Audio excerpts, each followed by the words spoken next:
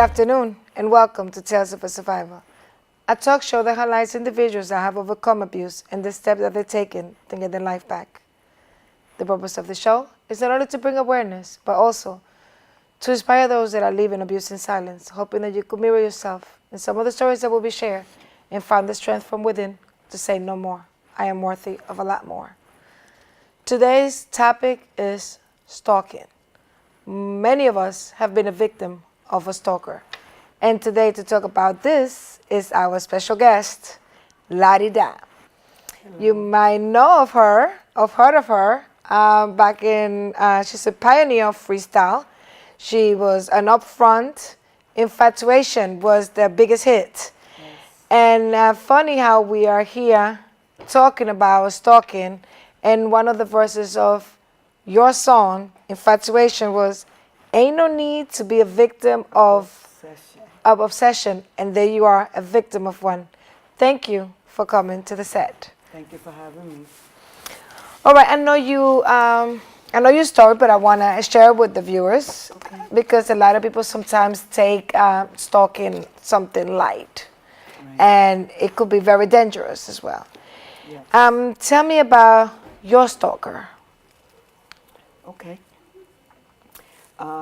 What do you want to know? Like how we met? Like how did that It start from the beginning. How did it came about? How did you meet him? Where do you know him from? Okay. Okay, well, he was, let's say, more of an acquaintance. Okay. He knew some family members of mine, you know, way back in the day, maybe in the 80s or something like that. You know, he knew some of my cousins and family members that lived in the same neighborhood. So I kind of seen him, in, you know, passing by. But more some summers ago, I had bumped into him again. So we kind of like reconnected, but more as, you know, more as friends, acquaintances in the same environment. You know, we like the same music and stuff. So that's how we wound up kind of reacquainting again. Okay. And how did he became a stalker? He became a stalker. Well, actually, he first wound up coming into my life. And when I look at it today, it was kind of false pretenses. Today, there was a day that I was diagnosed with breast cancer. So when I found out that news, I was very devastated. I can't imagine. I just didn't even know how to think. So I was home that night, and it just so happens that someone rang my doorbell, and it was him because he rides his bike. He usually, that's how he travels. So, and I said, oh, come upstairs, come upstairs. I just, you know, heard some news and I wanted to share it. I hadn't really spoken to anybody. So, you know, I shared what was going on with me, the information that I found, and it just so happens that he offered his assistance to me at that time. Yes. So at that day, earlier during the day, you found out you kind of was closed up because it was a big shot, you know, breast cancer, you know, you think the worst. So you saw him as... Well, you know what, just the timing that he came in, and he happened to have been looking for a room, and I just happened to have had that available. So I felt at that moment, even if it was a moment, that maybe God brought him in my path for me. Because I said, wow, here I am, and you know, this just happened, and someone just walks in and said, you know what, I'll help you through it. And I said, wow, this is a blessing. Somebody that you felt comfortable. You felt like it was a blessing. It's somebody that you felt comfortable. Exactly. Your family know him and so on. Yes. And you know him since the 80s. Yes. Okay, so how did the sign started? Okay, you know, he was in my house for a little bit of time. And during that time, I just believe that we kind of developed maybe not a romantic relationship, but I wasn't going anywhere. I wasn't with anybody else. He was in my house. He wasn't with anybody else. So we kind of like partnered up. But we didn't have a sexual relationship or anything. It was more, I felt it was more companionship. He was helping, yeah, because yes, he was helping you through. I felt more like that.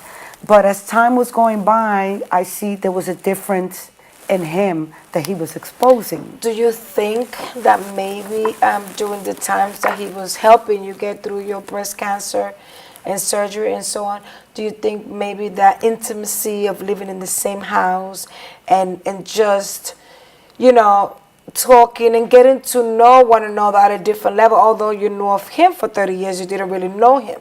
Do you think maybe he fell in love with you? I really believe that he did, but it was a weird type of love. Like there was weird kind of attachments. What do you mean when you say weird kind of attachment? You know, weird, like his conduct, his behavior. Like I was starting to get a lot of red flags.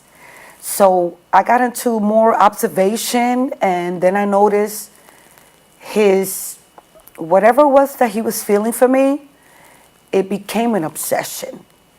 And you know, just his conduct, like let's say in public, because, you know, we like to go to a lot of the same events, same parties, like the outdoor summer parties, events, the music. You know, that was our thing. And that's kind of where we met, in that environment. So we always did that. But when he was around, he would just, at the drop of a dime, just appear right next to me where I go like this. And I'm like, where did you come from? He would be watching me. He would be circling me. I could be somewhere. He knows exactly who I was, what I was doing. I saw his computer one time, and it was full of pictures and pictures of me, pictures everywhere on his phone. And so I said, what the heck is going on? Like, you know, where did you get all these pictures from? And, you know, like, you're all over me, and I don't like it. I never liked the smothering. You felt a smother. I was feeling smothered. I was feeling watched. I was feeling like... Did he ever watch you? Yes. One time there was an incident where he was watching me through binoculars in Coney Island as I was sitting on set. Wow. And he told me that. So it was just a little, you know, things that were going on that weren't normal, and I started feeling uncomfortable. And I started feeling like he was creepy, like there was just a creepy thing about him. When you started to feel that way, did you tell him that he had to leave, or you did not? Well, I had to bring it to his attention because I felt that, you know, speaking to him in little bits and pieces, it wasn't getting through. You know, there came a day that, you know, I had to address him and tell him, listen, I think that you're a little bit obsessed. You're making me feel uncomfortable. And he was treating me like a possession. So I had to let him know. Like you belong to him. Exactly. So okay. I had to let him know, I don't belong to you. And, you know, I'm getting better now. I don't owe you the rest of my life. Like he was like really trying to lock me in. So in other words, he felt that you owe him because during the time that you was battling breast cancer and everything, he felt that you owe him. So therefore, he had all rights to be there. Yes. And that's exactly how he acted. So there came a time I had to address him.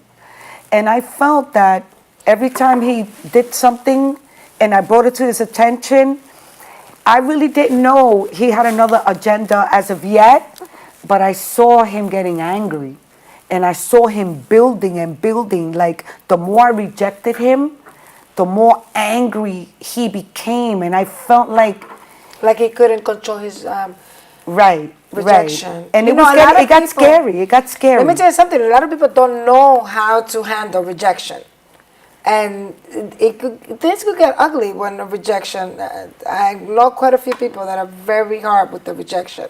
So he was becoming angry because you was rejecting him and you gave him ample time to move out of the house? Yes. I did address him. I felt that, you know, I addressed him very thoroughly.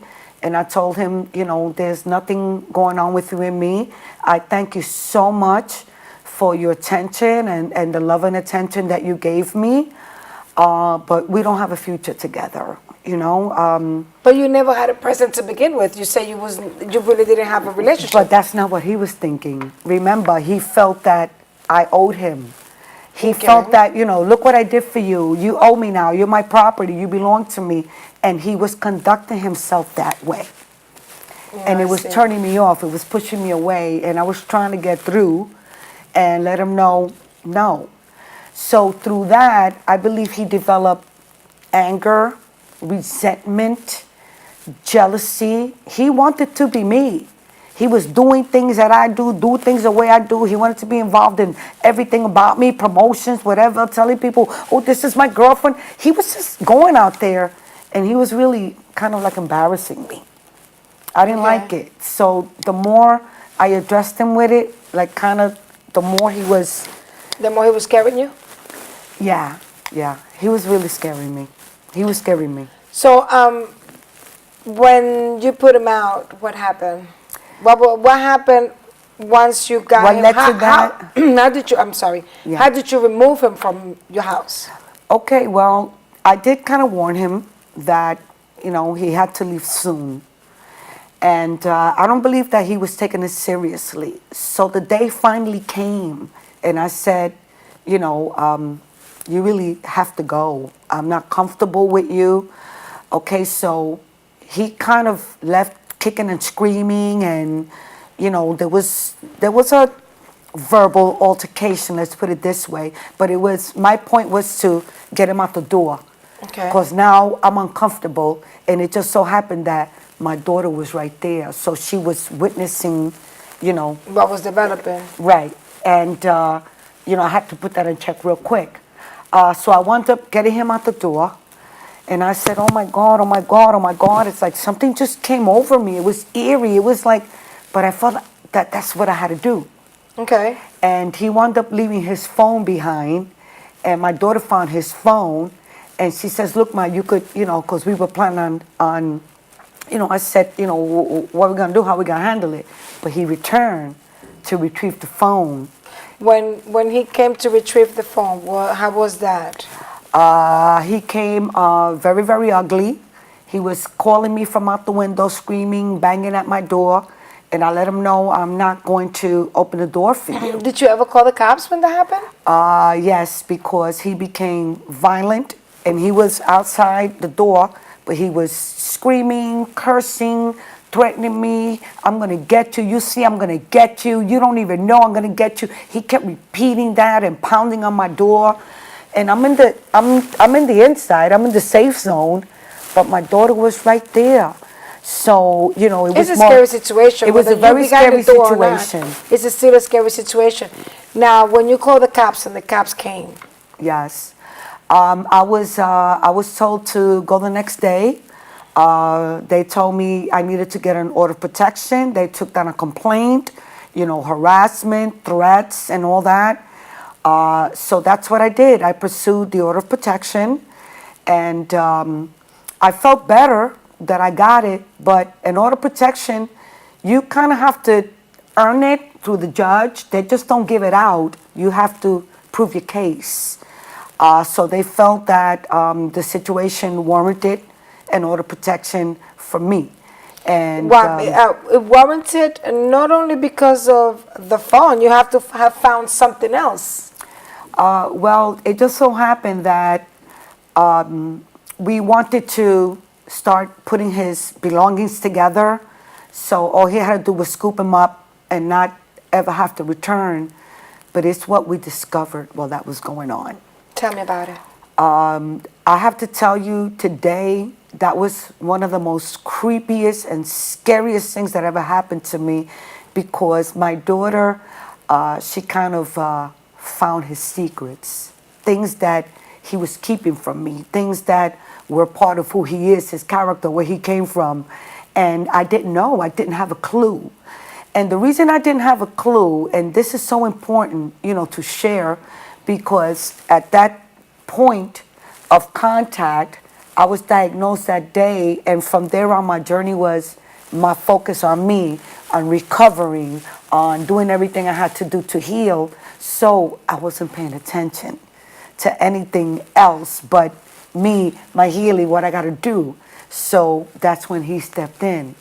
No, and besides, you like you said, you felt comfortable because you knew of him for so many years. Right. He knew your family and so on. So that is understandable. Right. But what did you find? What was those secrets that was so Okay, scary? his secrets was he had an extensive criminal record. We found his rap sheet. His rap sheet was 30 pages long, back and Wow. front. It had over 30 criminal charges stemming from How is he free? You know what? That was my question. And just reading it, and when I saw those documents, that's when I really started screaming. I went crazy. I said, "Who the hell is that?" And from there, my whole life changed. I didn't know who this man was that was living in my home. He had his home room there, but my family's there, my daughter's there, my son comes there. This was my home. So I let him in my home. And that was really hard for me to really stomach that. Excuse me. It's okay. And not only was his criminal records, we found his parole records. We found his jail records, which broke down. This man did 20 years in prison, but not consecutively, with all the charges, 2 years, 2 years, 4 years, whatever. They added up to 20 years. So he spent a large majority of his life in prison. So that's why you didn't really see him that often, although your family knew of him. Exactly. Wow. You know what? That was so scary. And I got to tell you that experience alone and everything that I discovered about this person, I kind of beat myself up. I did. I beat myself up. I felt bad. I felt like, oh my God, how could I have been so off guard like this? But don't beat yourself up, because you was off guard because of what you was going. He found you in a vulnerable stage in your life. Yes. Yes. So I was very much taken advantage of. And, I took the order of protection very, very seriously. I had to, really be in and out of court. But you know what it was also? Is his conduct once I received it. He was served the order of protection in Coney Island in the boardwalk, because that's where you would find him. Anywhere there was a party, he was in every party. But you know what? We went to a lot of the same places before, during, after.